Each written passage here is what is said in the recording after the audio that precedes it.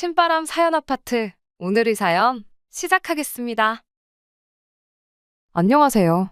시댁과 연까지 끊었음에도 결국 이혼을 하게 되었습니다.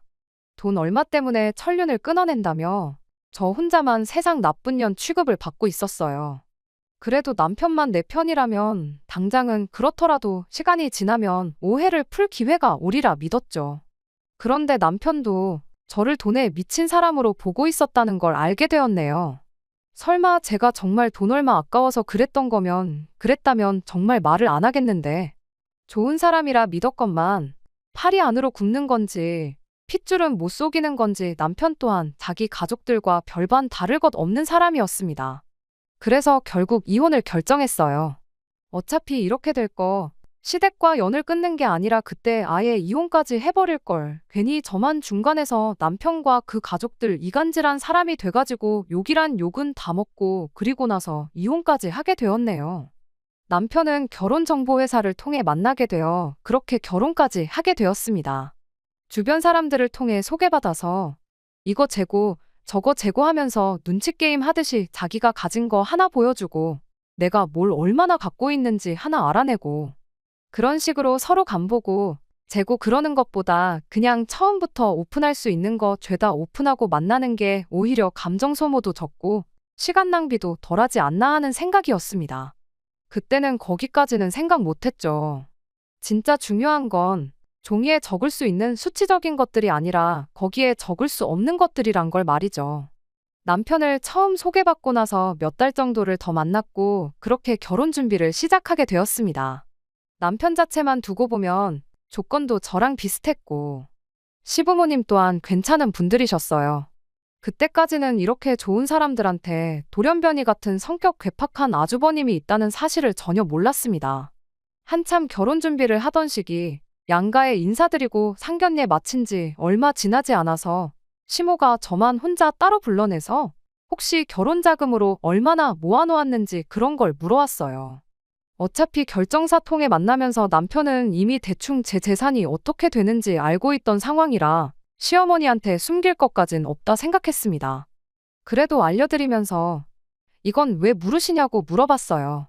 시어머니는 남편이로 있는 아주버님이 아직 미혼이라 그렇다며 너네들 결혼하는데 크게 지원을 못 해줄 것 같아서 둘이 합쳐 얼마나 있는지 알고 싶어 물어본 거라고 대답하셨죠. 원래는 두 자식들 나이 순으로 먼저 결혼을 시키고 싶었는데 아주버님이 결혼을 안 하는데 그렇다고 동생인 남편까지 노총각으로 살게 할 수는 없으니 결혼을 허락해 준 거랍니다. 그런데 그 와중에 동생 결혼한다고 큰 돈 지원해 준 걸 아주버님이 알면 집안 분위기가 안 좋아질 것 같아서 그러는 거라는 말과 함께요. 애초에 30 넘어서 하는 결혼이었다 보니 경제적으로 부족한 건 없었어요. 남편도 저랑 비슷한 조건의 사람을 소개받은 거다 보니 더더욱이 그랬고요. 업체까지 가입해가며 결혼 준비를 시작한 건데 굳이 언제 할지도 모를 아주버님 결혼 때문에 돈 얼마 지원받자고 결혼을 미룰 이유가 없었습니다. 애초에 부모님 지원은 처음부터 생각도 기대도 안 했던 거다 보니 더더욱 미뤄야 할 이유가 없었죠. 시어머니도 아주버님만 아니었으면 돈 얼마 해줬을 텐데 하고 말한 거지. 직접적으로 결혼을 미뤄달라고 부탁한 것도 아니었다 보니 그걸 가지고 실망할 것도 없었어요. 주변에 시댁에 괜히 돈 얼마 지원받았다가 그 돈 때문에 시댁 눈치 보면서 꼼짝도 못하고 잡혀 사는 친구도 덜어 있었다 보니 시어머니가 돈 얼마 못 해주겠다고 하는 게 아쉬울 것도 없었고요. 그랬더니 오히려 시어머니가 저한테 큰 신세를 진 느낌이었나 봐요. 이해해줘서 고맙다는 말까지 들으며 결혼을 하게 되었거든요. 결혼은 그간 남편과 제가 모아놓은 돈에 시댁에서 2천 지원받고 친정에서도 똑같이 2천을 더 지원받아서 했어요. 애초에 뭐 하나 받을 생각이 없었는데 뭐라도 해줘야 마음이 편하겠다는 시어머니 고집에 부랴부랴 친정에서도 똑같이 2천을 받아와서 정확하게 반반 결혼을 하게 되었습니다. 저나 남편 벌이도 나쁜 편이 아니었고 어쩌다 보니 받은 양가 부모님 지원 덕분에 수중에 돈도 좀 남아있는 상태에서 결혼을 하게 되었다 보니 결혼 첫 해가 지나서부터는 여유가 많이 생기더라고요. 그래서 그때부터는 양가 부모님께 용돈도 조금이나마 챙겨드리고 시댁 한 번, 친정 한 번 번갈아 가면서 외식도 다니고 그랬어요. 그냥 남들 하듯이 어디 가서 못한다 소리 듣지 않을 만큼 저희가 할 수 있는 선에서 최선을 다하고 있었습니다. 연애 기간이 짧았던 만큼 결혼 전에 몰랐던 서로의 생활 습관들 때문에 티격태격 하는 일이 몇 번 있긴 했지만 또 연애 기간이 짧았다 보니 남들 연애할 때 해야 할 것들을 결혼하고 나서 한다고 둘이 여기저기 놀러 다니고 보러 다니고 먹으러 다니고 하면서 말 그대로 연애 같은 신혼생활을 만끽하고 있었습니다. 그렇게 나름 괜찮은 결혼 생활을 보내고 있던 와중 노총각이던 아주버님이 끝내 결혼을 하게 되면서 전에는 생각도 못했던 문제들이 하나둘씩 생겨나기 시작했습니다. 말씀드렸다시피 결혼 전에는 아주버님에 대해 알 방법이 없었어요. 그냥 남편이로 형이 한 명 있다. 어머님이 결혼 전에 말해준 대로 아직도 결혼을 못했다. 그 정도 알고 있는 게 전부였지요. 사람이 참 변변찮고 별로인 사람이라는 걸 알게 된 건 결혼하고 나서였습니다. 시부모님 모시고 외식 다니면서 아주버님도 항상 자리에 함께 있었어요. 초반 몇 번의 자리에서는 아주버님이 아무 말도 안 하고 식사만 같이 하고 그러는 시기였는데 하루는 분위기가 좋아서 식사하다가 술을 조금 마시는 자리가 있었습니다. 그때 모처럼 아주버님이 무거운 입을 열었는데 저를 앞에다 두고 남편한테 너는 30 넘은 여자랑 결혼하려고 그 나이 먹도록 결혼도 안 하고 있었던 거냐는 소리를 하더라고요. 남자는 와인과도 같아서 시간이 지날수록 무르익는다나 어쩌나. 결혼이 늦은 만큼 능력이 되는데 왜 굳이 비슷한 또래의 여자랑 결혼을 했느냐 하면서 남편이 마치 잘못된 선택을 했다는 듯 이야기를 하는 겁니다. 남편이 뭔 말을 그렇게 하느냐고 제 눈치를 보면서 애써 화제를 돌려보려고 했어요. 서로 마음도 맞고 사랑도 하게 되었으니 결혼한 거 아니겠냐. 나이가 뭐가 중요하냐고. 마음 맞는 사람들끼리 행복하게 사는 게 좋지 하면서 말을 하는데 또 그 아주버님이라는 인간이 한다는 소리가 글쎄 업체 통해서 결혼했으면서 사랑은 무슨 사랑이냐고 하는 겁니다. 설령 정말 사랑에 빠져서 결혼을 했다 한들 저를 사랑했으면 더더욱이 나이 많은 저랑은 결혼을 했으면 안 되는 거였다고 그딴 소리를 하는 거 아니겠어요? 뭐 어디 연구 결과에 따르면 남자가 생물학적으로 여자보다 수명이 10년은 짧다는 말 못 들어봤냐입니다. 나이 또래가 비슷하니까 가도 남편이 먼저 갈 텐데 그렇게 되면 네 사랑하는 와이프 혼자 다 늙어가지고 독수공방 시키는 꼴이 아니냐고요. 그리고 너는 너대로 너 죽고 나서 마누라 쓸 돈을 남겨놔야 되니까 노후도 아끼면서 살아야 되는 거 아니겠냐고. 못 빠지게 일해서 제대로 돈 한 번 제대로 써보지도 못하고 그렇게 죽을 거 아니겠냐 하는 말도 안 되는 소리를 해대는데 정말 그때 그 말이 취중진담이던 술 때문에 나온 실언이던 간에 상종할 사람은 아니구나 싶었습니다. 결혼을 여태 못한 데에는 이유가 다 있구나 싶었죠. 40이 다 되어가는 나이에 얼마나 어린 여자하고 결혼을 하는지 한번 두고 보자 하고 말았어요. 아주버님이 말을 재수없게 한다고 해서 저희 결혼 생활에 크게 지장을 주는 것도 아니고 남편도 그날 이후로 제 눈치가 보인 건지 시부모님과 함께하는 자리에 아주버님은 따로 부르지 않았었거든요. 그런데 안 마주친다고 끝날 일이 아니었어요. 그 아주버님이 정말 결혼을 하게 되었거든요. 결혼을 하게 된 것도 놀라운데 무슨 수를 쓴 건지 그것도 저보다 4살이나 어린 여자와 말이에요. 그 여자는 전생에 무슨 죄를 지어서 저런 인간하고 부부의 연을 맺게 된 건가 싶었는데 겪어보니 불쌍하다고 생각할 가치도 없는 그런 사람이었어요. 집신도 짝이 있다더니 둘이 짝짝꿍이 맞으니까 결혼을 한 거지 괜히 한 게 아니구나 싶었죠. 아주버님한테 속아서 결혼한 것도 아니고 뭐 동정할 가치도 없는 똑같은 족속이었습니다. 저보다 어리다고 해서 제가 뭐 형님 대접을 안 해주고 무시할 생각이 있던 것도 아니었어요. 그런데 첫 만남부터 기선제압을 하려는 건지 저한테 되도 않는 기싸움을 걸어오더라고요. 인생을 어떻게 살아왔는지 그 경험이 중요하지 나이가 전부는 아니라는 둥 하면서요. 딱히 직업도 없으면서 인생의 경험을 논하는 게 어이없긴 했지만 둘이 똑같은 것들이라 생각하니 열받을 것도 없었습니다. 아주버님 결혼 전에 안 보고 지냈던 것처럼 아무 교류 없이 지냈으면 참 좋았겠다 싶었지만 애석하게도 아주버님도 가정을 꾸리게 된 만큼 시부모님을 만날 때마다 함께 자리를 하게 되었습니다. 여기에 인연전연 하면서 쓸 수는 없으니 일단은 형님이라고 쓰기는 할게요. 아무튼 그렇게 몇 번 정도 시부모님과 함께 자리를 갖다가 알게 된 건 이 형님이라는 사람이 다른 것보다 맏며느리 욕심이 있다는 사실이었습니다. 저한테는 대수롭지 않은 일이었어요. 그동안 아주버님이 혼자였다고 해서 제가 맏며느리 노릇을 했던 것도 아니고 그게 뭐 엄청난 벼슬자리라고 나서서 제가 하고 싶은 생각도 없었죠. 용돈 드리고 외식하고 그랬던 거야. 여유도 좀 있겠다. 그리고 가족이니까 친정도 똑같이 챙기니까 했던 거지. 딱히 시어머니 사랑을 독차지하고 싶어서 그랬던 것도 아니었고요. 그런데 아주버님이 보기엔 그간 제가 시부모님께 잘했던 게 다 맏며느리 노릇하면서 이쁨 받으려고 그랬던 것처럼 보였던가 봅니다.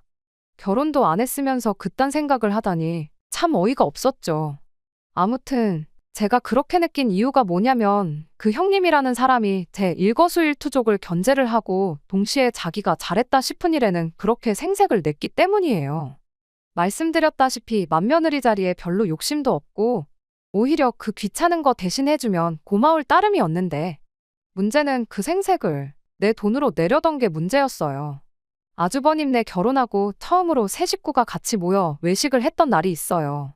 그간 아주버님네 집들이 등등해서 거의 집에서 모였다 보니 그렇게 세 식구가 외식을 한 건 그날이 처음이었죠. 식사가 마무리되어 갈 때쯤 누가 시키지도 않았는데 형님이 오늘은 자기가 사겠다며 혼자 가서 계산을 하고 오더군요. 식사 마치고 나서 집에 도착한 뒤 형님한테 덕분에 잘 먹었다고 톡 하나 보냈죠. 그런데 제 톡에 형님이 답장을 하기를 총 40만 원이 나왔으니 절반인 20만 원을 보내라며 자기 계좌를 적어 보내는 거 아니겠어요? 20만 원이 아까워서 그러는 게 아니라 같이 낼 거면 처음부터 같이 내자고 하던가 하지. 자기가 쏘겠다고 자리에서 있는 생색은 다 내놓고는 집에 오자마자 절반을 내라고 하니 어이가 없었습니다. 제가 핸드폰을 보면서 콧방귀를 뀌고 황당해하고 있으니 남편이 그런 저를 보고 뭐 무슨 일인데 하고 물어보더라고요. 그래서 남편한테 황당하다고 이것 좀 보라고 형님이 지가 쏜다더니 뒤에서 돈을 달라고 한다 하고 이야기를 했는데 남편은 그래도 절반 내는 게 어디냐 반반씩 냈다 생각하면 억울할 것도 없지 않냐면서 그냥 그 돈 보내주라고 하더라고요. 그래서 안 그래도 돈 보내려고 생활비 통장에서 20만 원 옮기는 중이다 했더니 남편이 화들짝 놀라더니 40만 원이나 나왔냐고 물가가 올랐다더니 정말 엄청 올랐구나 하고 대답을 해왔습니다. 그날 외식한 곳이 저랑 결혼하기 전에 아주버님까지 같이 해서 네 식구가 자주 가던 집이었답니다. 보통 넷이서 가가지고 배 터지게 먹고 와도 20만 원 정도 냈고 술 같은 거 마셔서 좀 더 많이 나오는 날에는 25만 원 정도밖에 안 나왔었대요. 아무리 형수님도 계시고 저도 있어서 입이 두 개가 늘었다고 한들 여자 둘이서 먹어봐야 얼마나 먹는다고 거의 2배 가격을 지불하고 왔으니 남편 입장에선 놀랄 수도 있는 일이었죠. 거기가 엄청난 맛집도 아니고 그냥 가성비가 좋아서 자주 다니던 곳이었는데 전에 다녀왔던 만큼 배부른 느낌도 안 들고 이제 가격까지 그렇게 비싸버리면 더 이상 거기에 갈 이유가 없는 것 같다면서 다른 집을 찾아봐야겠다고 한마디 하고 말더군요. 저도 처음엔 물가가 올랐다니 정말 올랐는가 보다 그렇게 생각하려고 했는데 가만 두고 보자니 어딘가 자꾸 찜찜한 기분이 들기 시작했어요. 그래서 돈 보내기 전에 형님한테 다시 톡을 보냈죠. 혹시 영수증 좀 볼 수 있겠냐고요. 그랬더니 형님이 답장은 안 하고 저한테 전화를 걸어서는 지금 사람 의심하는 거냐고 짜증을 내는 거 아니겠어요? 물론 찜찜해서 영수증을 보여달라고 한 건 사실이지만 형님한테는 그런 게 아니고 우리 남편 말이 원래 자주 가던 집이고 돈이 그만큼 안 나왔었다길래 가격이 얼마나 오른 건지 한번 보려고 그런다 대답했죠. 많이 올랐으면 앞으로 거기 말고 다른 집을 찾는 게 좋을 것 같아 그러는 거라고 그렇게 말했더니 형님이 요즘 누가 계산하고 영수증을 받아오냐고. 가격 같은 거 인터넷 찾아보면 다 나오는 건데 뭘 영수증을 보여달라고 하느냐 짜증을 내는 거예요. 그래서 그냥 알겠다고 말하고 그럼 말 나온 김에 카드에서 얼마 빠져나갔는지 그거 내역 좀 보내달라고 했어요. 가만 생각해보니까 고기가 1인분에 얼마에서 끝자리가 1,000원 단위가 아니라 900원으로 끝나지 않았었냐고. 절반씩 내는 거 100원 단위까지 정확하게 계산해서 드리고 싶다 그렇게 말했더니 또 혼자 성질을 부리면서 현금으로 계산했으니 카드 내역은 없다고 혼자 또 전화기 너머로 방방 뛰는 겁니다.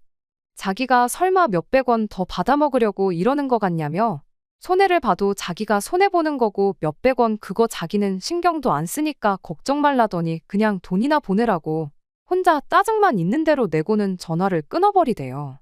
일단 제가 형님이 카드 긁는 모습을 봤는데도 굳이 현금 계산을 했다 하고 영수증도 없다 하고 하면서 얼마 나왔는지 숨기는 걸 보니 적어도 40만 원이 나와서 20만 원을 달라는 건 아니겠구나 싶더군요. 인터넷에 검색까지 해서 메뉴판 사진이 있는 걸 남편한테 보여줬더니 가격이 하나도 안 올랐고 그대로라고 하는 겁니다. 남편한테 이거 형님이 우리 돈 떼어 먹으려는 거 아니냐고 했더니 설마 몇만 원 가지고 그러겠냐고.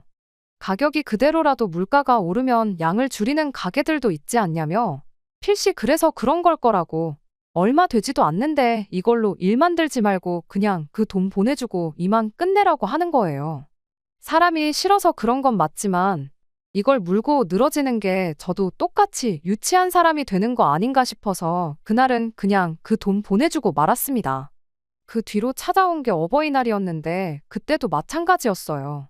형님한테 연락이 왔는데 어버이날 두 분 드릴 선물을 반반씩 같이 내서 사면 어떻겠냐고 하더니 톡으로 인터넷 쇼핑몰 링크를 2개 보내더라고요. 아버님 드릴 겨울 잠바랑 어머님 드릴 무스탕 이렇게였는데 뭐 5월에 겨울옷을 사드리느냐 했더니 원래 이럴 때 사야 저렴하게 사는 거 모르냐며 저보고 헛똑똑이라고 하더군요.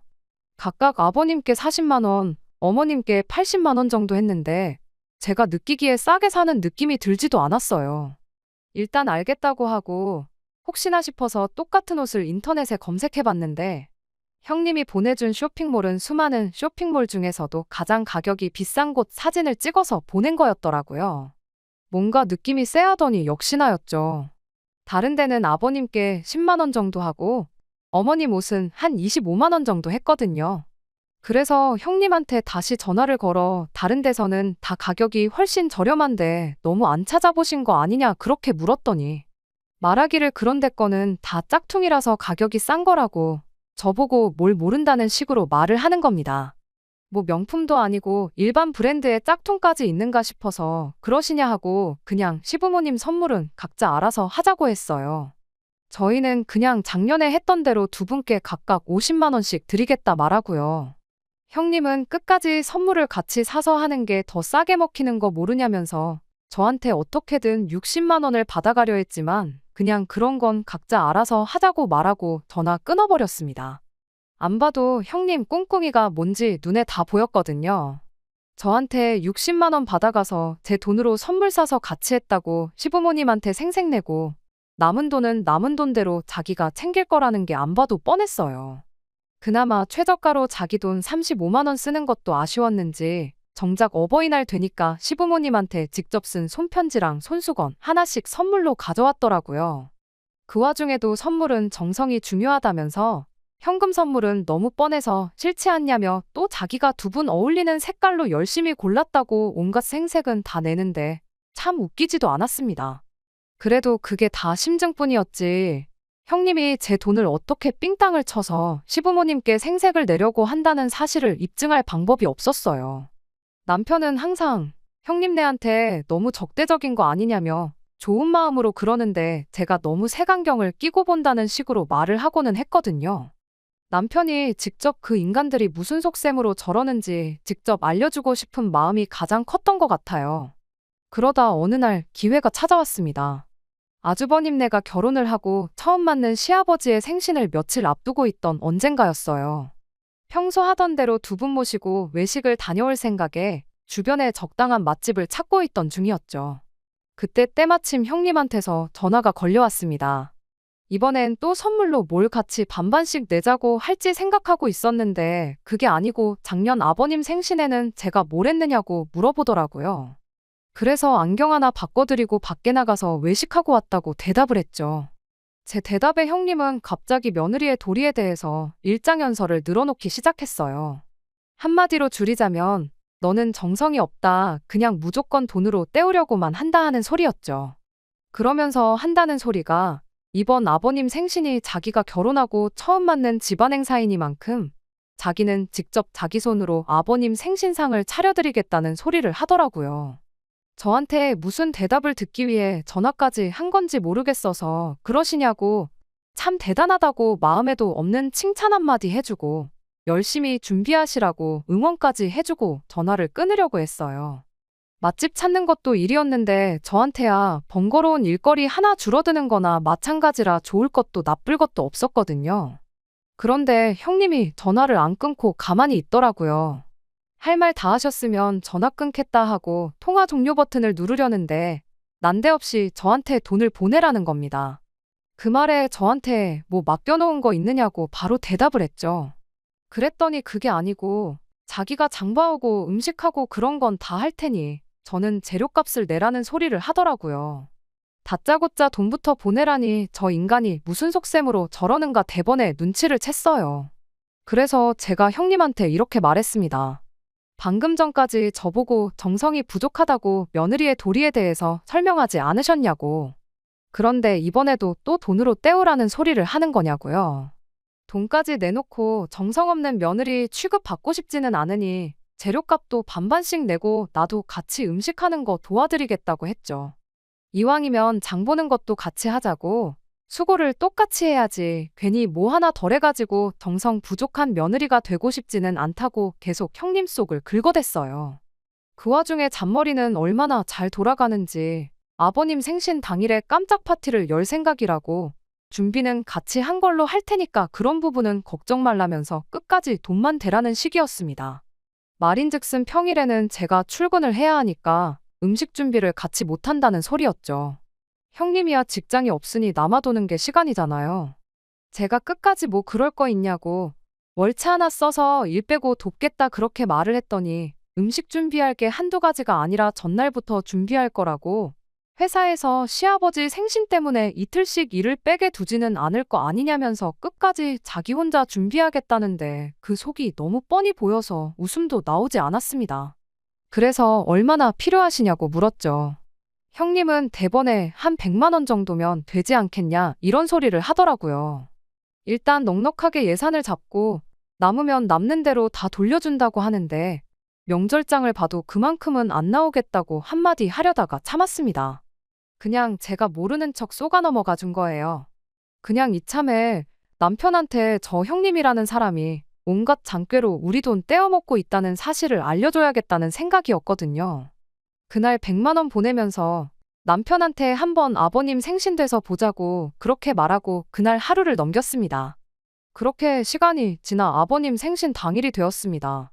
남편이나 저나 회사에 있었다 보니 시간을 저희 퇴근 시간 이후로 잡아놓고 모이는 건 아주버님네 집에서 모이기로 했어요. 그래도 100만 원이나 달라고 했으면 어느 정도 임금님 수라상 흉내 정도는 냈을 거라고 생각했는데 소고기는 그냥 담궜다가 뺀 건지 고기 부스러기만 둥둥 떠다니는 미역만 잔뜩인 미역국에 예산을 100만 원을 뜯어갔으면 못해도 갈비찜 정도는 한 소치 있을 줄 알았는데 누가 봐도 마트에서 데워놓고 파는 거 사왔구나 싶은 불고기가 올라와 있었고 그나마도 밑반찬들은 반찬 가게에서 파는 것들 뿐이고 탕수육이라고 해놓은 것 또한 형님 솜씨가 아니라 누가 봐도 동네 중국집에서 파는 거 전날에 미리 식혀뒀다가 전자레인지로 데워서 낸 게 다 티가 났어요. 가짓수는 많았지만 100만 원을 다 썼다고 하기엔 장 보는데 30만 원도 안 들었을 음식들을 생신상이라고 차려냈으니 어이가 없었습니다. 그렇다고 형님 망신살 주자고 거기다 대고 내가 100만 원이나 보냈는데 이것밖에 못 차렸냐고 타박을 하기도 뭐해서 그냥 아무 말도 안 하고 가만히 있었어요. 남편도 뭔가 느끼는 바가 있는지 표정이 조금 안 좋아 보이는 모양이었죠. 그런데 시부모님이 차려진 상을 보더니 형님더러 고생이 많았다고 칭찬을 해주시더라고요. 뭐 거기다 대고 차린 게 이거밖에 없냐고 타박을 주실 분들도 아니고 그냥 그 수고를 헤아려 주시는 거구나 싶었죠. 그래도 그날 전화로 분명히 같이 한 걸로 하겠다고 돈이나 보태라고 그렇게 말까지 해놓고 정작 시어머니가 그렇게 한마디 해주신 말에는 자기가 혼자 다 했다는 식으로 대답을 하는 겁니다. 돈도 돈이지만 직접 만든 게 밖에서 사 먹는 거에 비할 수 있겠냐며 자기가 요리를 잘 못하지만 정말 정성 들여 준비한 거라면서요. 그러면서 저를 콕 집어서 동서는 일하느라 바쁘니 이런 건 맏며느리인 자기가 챙겨야 하는 거 아니겠냐며 또 생색을 내는 거 아니겠나요. 굳이 직접 만든 게 밖에서 사 먹는 거에 비할 수 있겠냐는 소리를 하는 것도 저를 노리고 했던 말이라는 걸 굳이 묻지 않아도 알 수 있었습니다. 식사 마치고 나서는 케이크를 꺼내왔는데 케이크라고 뭐 어디 호텔 베이커리에서 시킨 것도 아니고 그냥 동네 어디에나 있는 체인점 케이크를 꺼내오더라고요.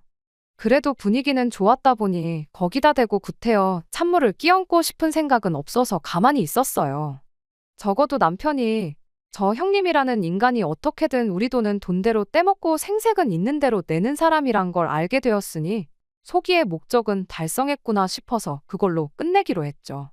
아니나 다를까 집에 갈 때 되니 형님이 장보고 남은 돈이라며 3만 원을 제 손에 쥐어주더라고요. 그 음식에 97만 원이나 쓴 거냐고 영수증이나 있으면 보여달라고 했더니 저보고 살림을 안 하니까 이런 기본적인 것도 모른다며 생색을 내면서요. 시장 같은 데서 현금 주고 사면 마트 같은 데보다 엄청 싸게 살 수 있는 거 모르냐면서 죄다 현금으로 사가지고 영수증이 따로 없다는 소리를 하는 거 아니겠어요? 아니 뭐 싸게 사기는 뭘 싸게 샀냐고. 그 상차림에 97만 원이면 아주 바가지를 써도 엄청나게 쓴 거 아니냐고. 시장 사람들이 형님 완전 호구 잡아서 그 돈으로 잔치를 벌였겠다고 빈정거리면서 한마디 했더니 또 혼자 부들거리면서 자기 인건비는 생각을 안 하냐고 따지고 들더라고요. 인건비라니 무슨 소리냐고 했더니 장봐오고 음식하고 그런 거부터 이제 너네들 가고 나면 6식구 먹은 뒷정리까지 내가 다 해야 하는데 그 인건비도 다 포함시켜서 그 돈을 달라고 했다는 겁니다. 어이가 없어서 인건비 같은 소리 하고 있다고 한마디 해줬어요. 시아버지 생신상 차리는데 누가 인건비를 받고 일을 하냐고요. 딱 봐도 장 보는 거 30만 원도 안 들은 것 같은데 생신상 한 번 차리고 70만 원 받는 사람이 세상에 어디 있냐고. 당장 내일부터 회사 그만두고 일당 70만 원씩 받으면서 생신상이나 차리러 다녀야겠다고 그렇게 한마디 했죠. 감정이 격해지기 시작하니까 서로 언성이 높아지기 시작했고 결국엔 저희가 티격거리는 소리에 시부모님까지 그 광경을 목격하게 되었습니다. 제가 그 자리에서 시부모님까지 다 같이 해서 잘잘못을 따지자는 것도 아니었고 형님의 실체를 까발려서 망신사를 주려던 생각도 더더욱 아니었습니다. 생색은 얼마든지 내도 좋지만 단지 돈 계산만큼은 똑바로 했으면 좋겠다는 취지였어요.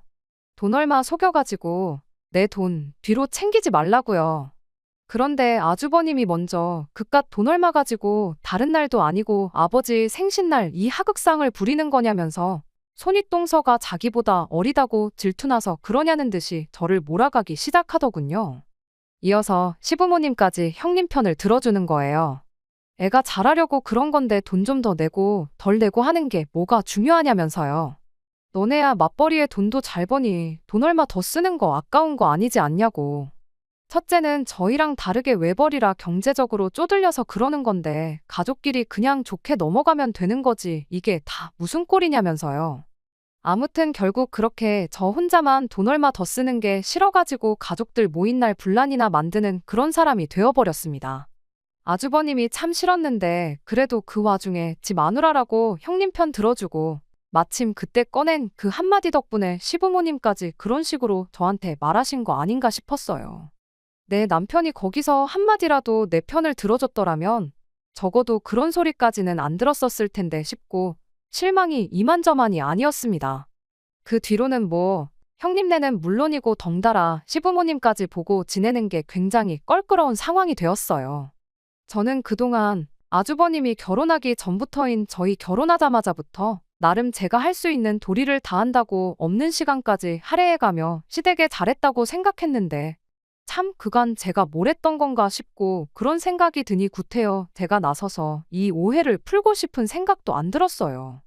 그렇게 시댁과 연을 끊다시피 살게 된 게 그 후로 반년입니다.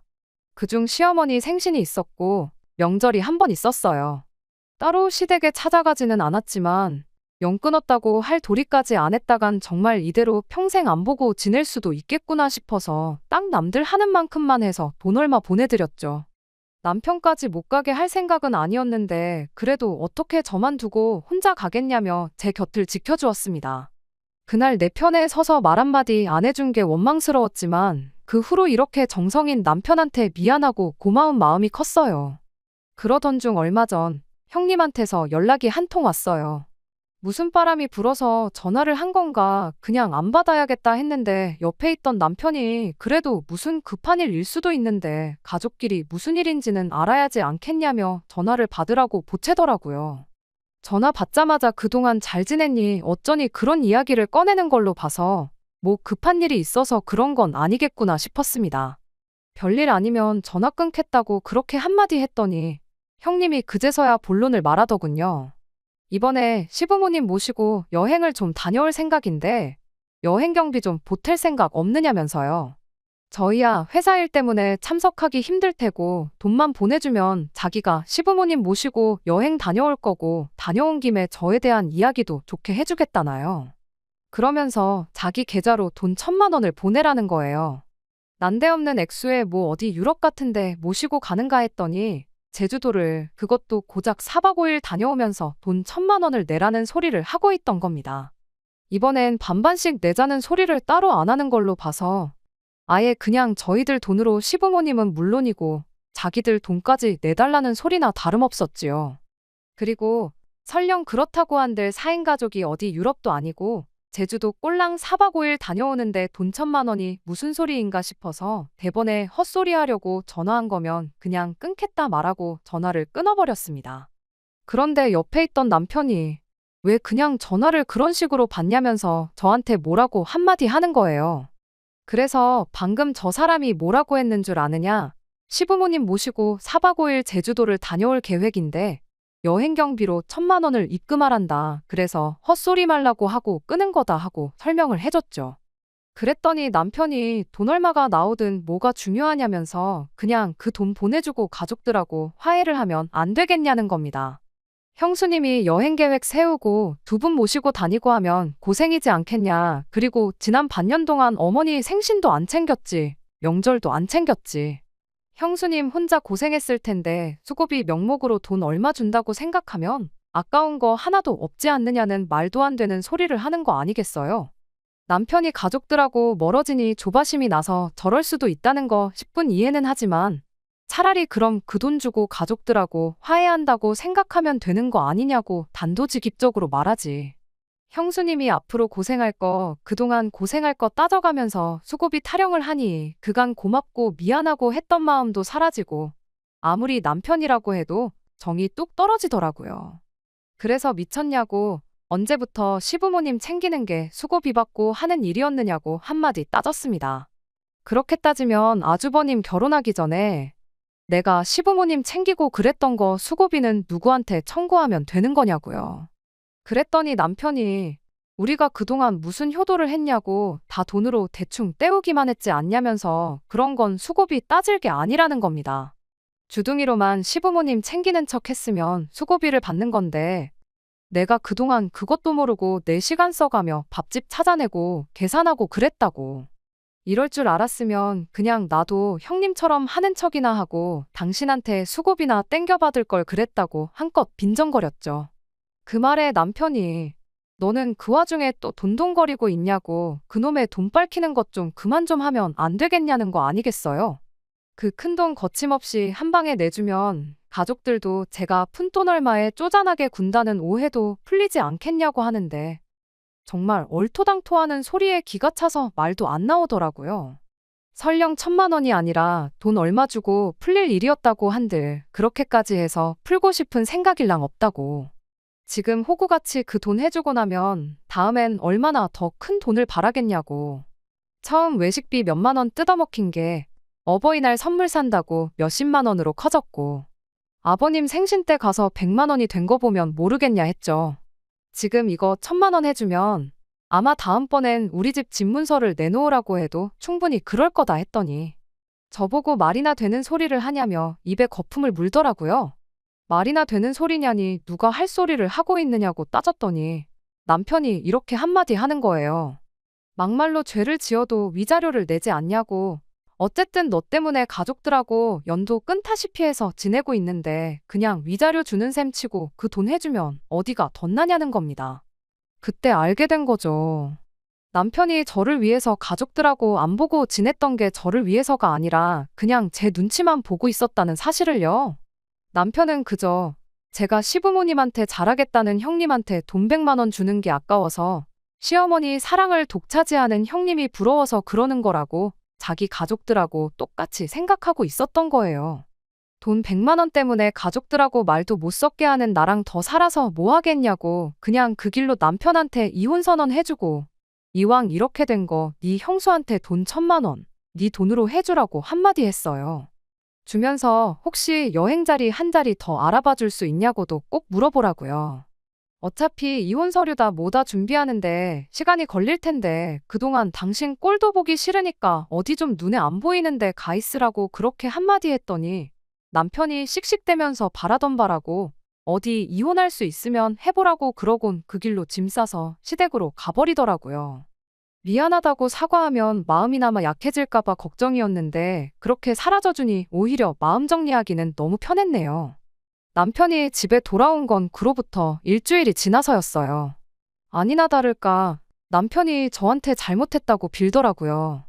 왜 갑자기 마음이 변해서 저럴까 싶었는데 굳이 남편이 안 알려줘도 되는 사실까지 알려주면서 이혼에 대한 마음을 확실하게 굳힐 수 있었습니다.